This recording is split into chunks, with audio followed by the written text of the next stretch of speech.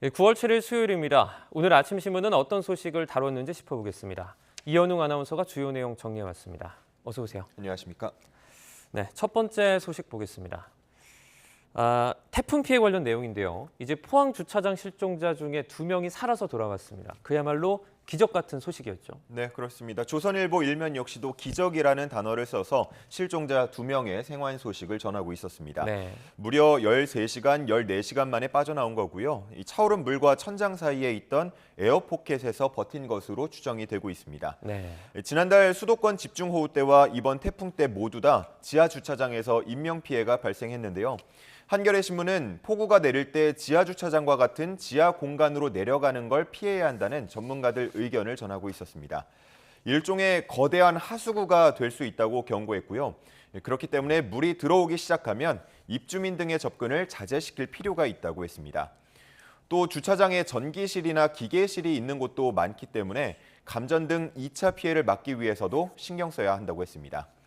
한편 한국일보에는 과거서부터 지하주차장의 인명피해 문제가 반복되는 데 대해서 아직도 관련 법이나 제도가 사실상 전무하다고 지적했습니다. 지하주차장 배수시설은 대개 건물 누수나 물청소 등에 대비한 고랑 정보가 전부라고 지적했고요. 차수판 설치도 사실상 권고 수준에 그치는 곳이 많다고 했습니다. 이에 대해서 전문가들은 안전시설을 건물에 설치하면 풍수해 보험료를 할인해주는 외국 사례를 참고할 필요가 있다고 이야기하기도 했습니다. 네, 이제 기후가 달라지는 만큼 법과 제도도 이에 발맞출 필요가 있어 보입니다. 다음 기사는요. 이번 태풍 피해가 컸던 포항의 어떤 모습들 사진으로 이렇게 실었네요. 예, 그렇습니다. 동아일보에 실린 사진들인데요. 가장 왼쪽 사진만 부산의 해운대구 모습이고요. 네. 나머지 세 사진은 포항 피해 모습들입니다. 보시면 창문이 부서지고 아스팔트가 뜯겨나가고 또 건물이 내려앉은 모습도 볼 수 있고요. 가장 오른쪽에는 구조에 해병대 장갑차가 투입되는 모습까지도 확인하실 수가 있습니다. 경향신문 기사 내용을 보면 흰남노의 중심 기압은 1959년 태풍 사라와 2003년 태풍 매미에 이어서 역대 3번째로 낮았다고 합니다. 이걸 바꿔 말하면 역대 3번째로 강한 태풍이었다라는 건데요. 네. 애초 우려보다는 위력이 강하지 않았다는 평가도 나오고 있습니다. 그 이유는 풍속이 비교적 빠르지 않았고 내륙에 머문 시간이 짧았기 때문으로 분석되고 있는데요. 흰남노의 10분 평균 풍속 최고치는 경남 통영을 지날 때 기록한 초속 37.4m였다는데 이 수치는 역대 8위에 해당합니다. 또 내륙에 머문 시간은 2시간 20분쯤이었는데요. 다른 태풍들에 비해서 비교적 빨리 지나간 편이라고 하고요. 애초 예상 서너 시간보다도 조금 더 짧았다고 합니다. 네. 그러니까 다시 말해서 몸집 자체만 보자면 태풍 매미 때와 비슷했지만 예상보다 빠르게 지나감에 따라서 그나마 피해를 최소화할 수 있었다고 신문은 전하고 있었습니다. 네, 이제 행간에는 우려보다 조금 적었다 이런 평가도 있습니다. 하지만 심각한 피해가 분명히 존재를 했거든요. 빠른 피해 복구를 바라겠습니다. 네. 다음 기사는요. 이제 배송 관련 내용인데요. 몰아치는 비바람 때문에 배송 기사들에 대한 걱정도 좀 많았는데 이번엔 어땠습니까? 네, 맞습니다. 경향신문에 실린 같은 면에 실린 두 기사를 준비해 봤는데요. 네. 보통 날씨가 좋지 않은 날 소비자들은 외부 활동을 꺼리기 때문에 배달량은 늘어나곤 합니다. 네. 하지만 이번 태풍의 영향이 시작된 이후에는 오히려 주문량이 평소보다 줄었다고 신문에서는 전하고 있었습니다. 소비자들 사이에서 모두의 안전을 위해서 배달을 자제하자라는 분위기가 형성된 영향이라고 했고요. 배달 노동자들 사이에서도 돈보다는 안전이 우선이다라는 의식이 형성됐기 때문이라고 분석했습니다. 평소에는 빨리 와달라는 배달 요청 사항이 많았다면 이번에는 빨리보다는 안전하게 와달라라는 내용이 더 많았다고 전하고 있었습니다. 네. 한편 그런가 하면 일부 쇼핑몰에서는 이 태풍을 홍보 문구에 활용하면서 소비자들 눈살을 찌푸리게 하기도 했는데요. 역대급 태풍이 와도 역대급 빠른 배송 가능 이런 식으로 홍보 문자를 보낸 겁니다. 이에 대해서 택배 노조 관계자는 배송 노동자들을 위험한 환경으로 내모는 행위다. 굉장히 분노스럽다 이렇게 지적을 했고요.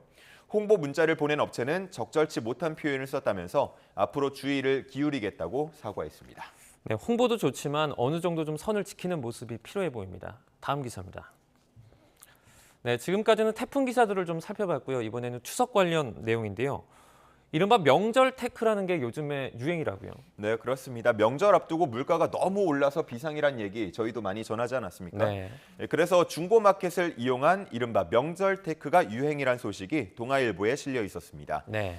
회사에서 받거나 지인에게 받은 추석 선물 세트 중에 필요 없는 제품을 중고거래로 되파는 건데요. 구매하는 사람 입장에서도 마트에서 사는 것보다 더 저렴하게 살 수 있다면서 서로 윈윈하는 분위기라고 합니다. 보통 이런 경우 개봉하지 않은 새 것과 같은 상태이고 또 선물용 쇼핑백까지 같이 포함된 경우가 많기 때문에 중고에 대한 거부감도 적다고 합니다. 회원들 간 선물 세트 중고 거래가 늘어나다 보니까 아예 플랫폼이 나서서 매입하는 이벤트까지 열리기도 했습니다. 네. 일각에서는 선물을 준 사람의 성의를 무시하는 것 아니냐라는 지적도 나온다고 했는데요. 한 소비자학과 교수는 이 중고 거래가 MZ세대가 고물가 시대에 대비하는 요령 중에 하나라면서 가성비와 실용성을 중시하는 MZ세대는 이 중고 거래를 합리적 선택으로 여긴다고 분석하고 있었습니다. 네. 다음 기사입니다. 한국개발연구원입니다. KDI가 이 노인의 연령 기준을 높여야 된다 이런 의견을 냈다고요. 네, 그렇습니다. 중앙일보에 실린 기사인데요. 현재 우리나라 노인 연령 기준은 65세로 통용됩니다. 네. 1981년에 제정된 노인복지법을 기준으로 삼은 건데요. 점차 기대 수명이 늘어나는 만큼 이 노인이라는 기준도 다시 설정해야 한다는 논의가 시작되고 있었습니다. 네. KDI에 따르면 지금처럼 노인 기준을 65세로 유지할 경우 2100년이 되면 노인 부양률이 96%에 이른다고 봤는데요. 다시 말해 경제활동 인구 100명이 65세 이상 노인 96명을 부양해야 한다는 겁니다. 거의 1대1 비율에 가까워지는 거고요. 하지만 2025년부터 10년 단위로 노인 연령 기준을 한 살씩 올리게 되면 2100년에는 노인 부양률이 60%까지 낮아질 수 있다고 봤습니다. 네. 하지만 노인 연령 기준은 주요 복지사업 대상을 선정하는 데 기준이 되기 때문에 이 시점을 늦추겠다라고 하면 당연히 반발이 생길 수밖에 없는 상황입니다. 그래서 기사에서는 노인 기준 상향에 대해서 말처럼 쉬운 일은 아니다라고 표현을 하고 있었습니다. 저출생 고령화로 인해서 우리 사회에 이곳저곳 대수술이 필요하다는 이야기 계속 나오고 있는데요. 언젠가 우리가 꼭 풀어야 할 숙제가 되고 있는 것은 분명해 보입니다. 네. 마지막 기사 보겠습니다. 세계 최대 전기차 업체입니다. 이 테슬라가 올해에만 국내에서 가격을 5번이나 올렸다고요. 네, 맞습니다. 한겨레 신문 기사인데요. 테슬라는 올해 7월까지 5차례나 가격을 인상했습니다. 네. 이 인상폭도 보면 꽤 큰데요. 가장 저렴한 모델 26%, 또 비싼 모델은 38%나 급등했습니다.